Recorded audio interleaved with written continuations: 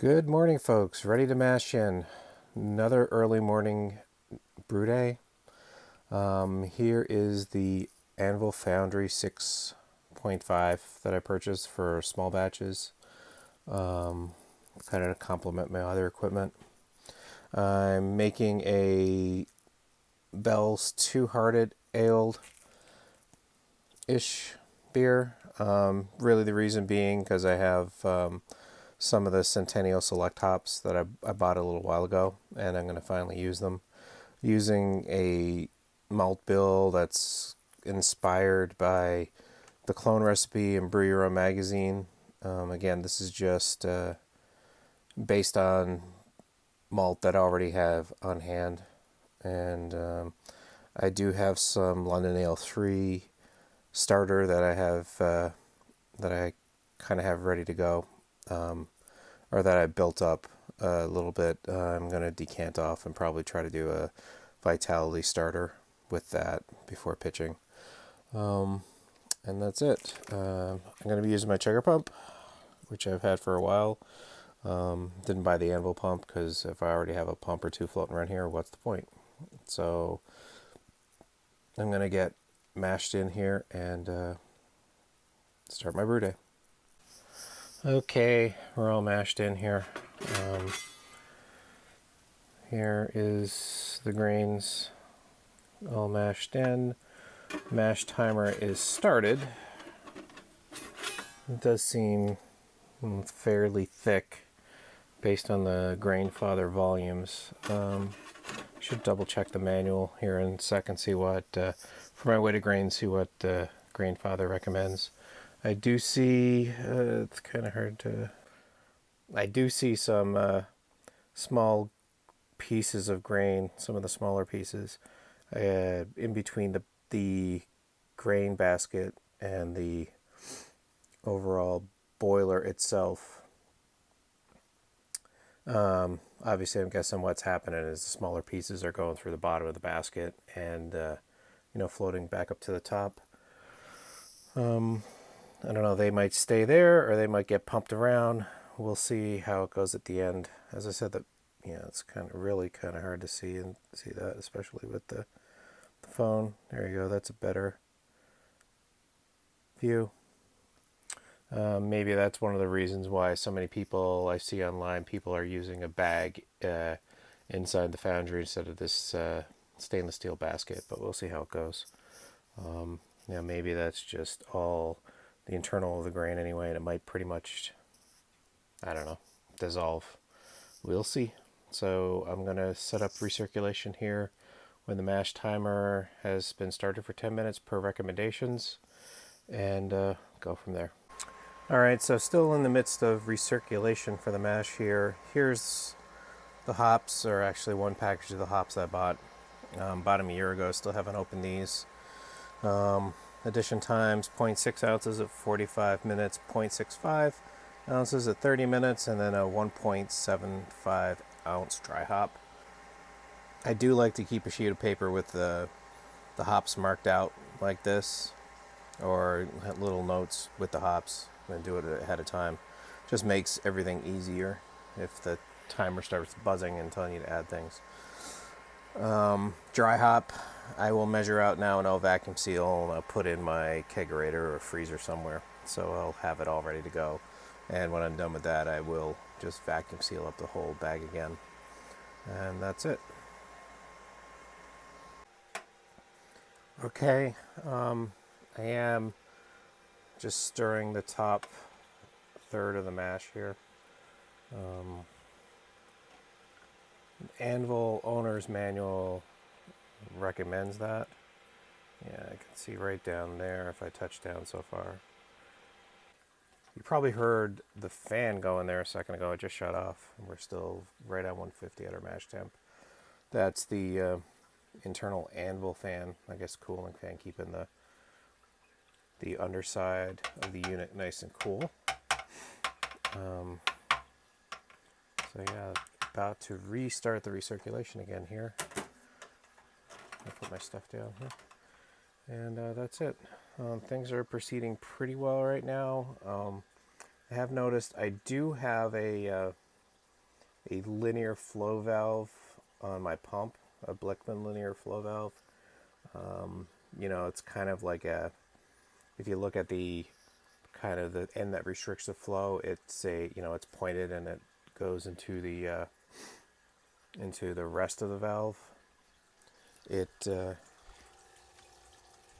is getting, appears, I'm trying to keep the flow relatively low. I am seeing after a few minutes the flow's either getting restricted or stopping altogether from grain that's getting pumped around. And I can't really, there you go, with one hand. So just something for me to really keep an eye on, because I don't want to have this going full bore and completely compact the grain bed and completely mess up the recirculation. As you can kind of see, that's a little too fast for me. It really doesn't need to be too fast to keep the temperature, but I'll play with it and see how it goes. Okay, coming up on the tail end of the Sparge here.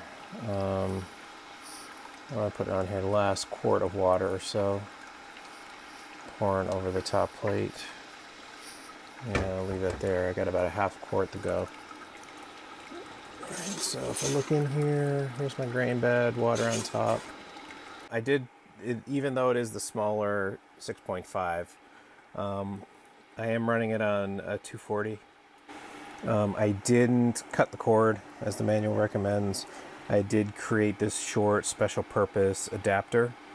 And again, this is a spa panel GFCI that I put together because I don't have a GFCI in the panel of my old house, and I really should have just paid the extra whatever to put the GFCI breaker in my panel rather than having to keep this thing. But yeah, I have this all hooked up, and she seems to be chugging along pretty good here. Before the Sparge is finished, I'm at 190. Well, I should say it's draining a little bit here. Yeah, and the temp's at 190 at 100%. So this is going to be on to boil, you know, probably another 10 minutes. All right, boil has been going here about 7 or 8 minutes, or 7-8 minutes since I started the timer. Pretty good boil vigor here. The volume, it's kind of hard to see, and I'm very nervous about putting my phone right over the kettle. It was just a smidge under 4.5. I'm gonna say 4.4 gallons, which is, you know, off where I was supposed to be per Brewfather. Again, this is boil vigor at 85%, which is going pretty good. So, you know, we'll see how it goes. If I need to top up with some additional water at some point to reach volumes, we'll do that. And my hydrometer shut off. I cleaned it off. The initial gravity was 11.6 bricks. Okay, so we are 30 minutes into the boil. Decided to use my hop spider. I was going to use it anyway, so adding the first 0.6 ounces of Centennial. One interesting thing you can see, I'd have the pump recirculating into the hop spider, and I've been running it a few times here during the boil. You can see all the grain that's getting captured. Again, that was kind of the intention. And you can see why, you know, my pump valve kept getting clogged up a bit to keep restricting the flow. So with this brew, I've been having a lot of trouble just setting the recirculation temperature, or setting the recirculation speed at a certain point and walking away, partially based on the valve. But I mean, yeah, there's a lot of grain. If you could have gotten a good view of the wort itself, you could see there's a lot of grain in the still small pieces of grain floating in the boil as well. Which doesn't really bother me too much. It might bother some people, but now I'm getting why. I always see people who have Anvil Foundries are using the bag, either inside the pipe or or just using it with a false bottom or something. But other than that, things are going pretty well. The system, like any system, it has its quirks, but I'm pretty happy with what I'm getting out of this system so far. But I would say, I brewed on my grain father a week ago, a little over a week ago. Exact same grain crush, more grain, and I wasn't seeing this type of stuff in the boil. So maybe based on how. Actually, I know where most of this ends up. Most of this ends up on the top plate. Actually, when you're recirculating the mash, for some reason it wasn't coming through on the foundry. So check back in later. Okay, 15 minutes remaining in boil. Added the wort chiller for sanitation. Just added a quarter teaspoon of yeast nutrient per the recommendation. And half a whirl flock. Can't really see it on the video here, of course. I'd say we're probably boil volume right now is about 3 3/4 gallons. By the time we take all the stuff out of the pot and we have our losses, I should be in good shape for my volumes. I've pretty much left the pump on for the last 45 minutes or so of the boil, trying to filter out as much as I can through the hop spider. I keep seeing the flow getting restricted on the pump, even after all this time. I'm sure there's some splashing going on in the boil in there, so anyone who's the low oxygen brewing folks are having a good chuckle at this probably. But we'll see how we go from here. Roughly about, I'd say, 12 minutes left in the boil right now, and we're chugging right along. Everything is going relatively okay. It's going to make beer. Wort smells good. We'll see where we end up. Okay, so now we're into the chill. I pulled the hop basket, or hop spider, whatever we're calling it these days. See some hoppy goodness down there, and grains and hops in the rings.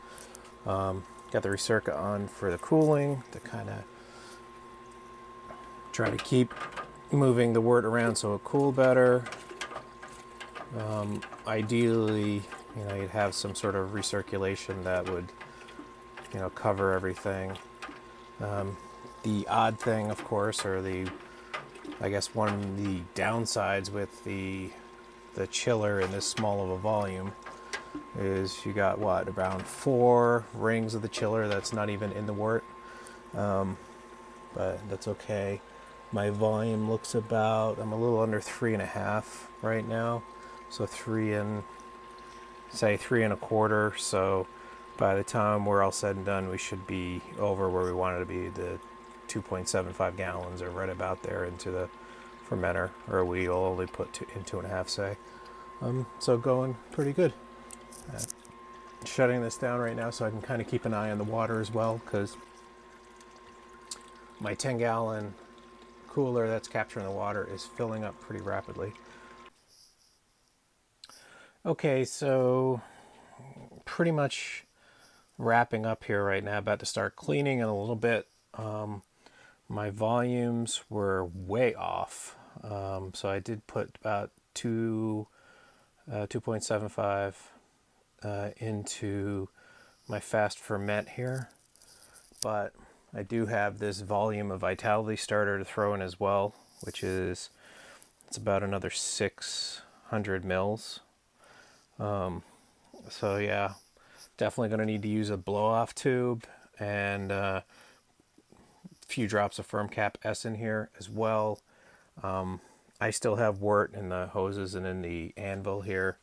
Don't know exactly how much. There's some down here. I did a quick whirlpool and letting it settle. I'm just going to throw it in the jug here and throw a bit of yeast at it. I'm assuming I'll get a half gallon or something. I might get something interesting out the other side to test. Maybe. It might not even be worth bottling, but we'll see. But yeah, at this point, definitely need to go back and look at the profile in Brewfather that I brewed with, and see where we are. I think having the power turned down to 0.85, maybe my boil off rate wasn't as high, but luckily I have a lot of this stuff on video so I can go back and reassess where I am and where things went wrong.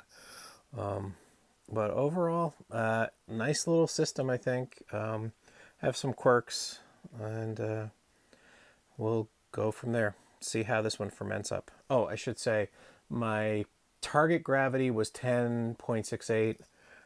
What I measured, my refractometer gave me 1055. What I figured out with my hydrometer and temperature correction and whatnot was at 1059.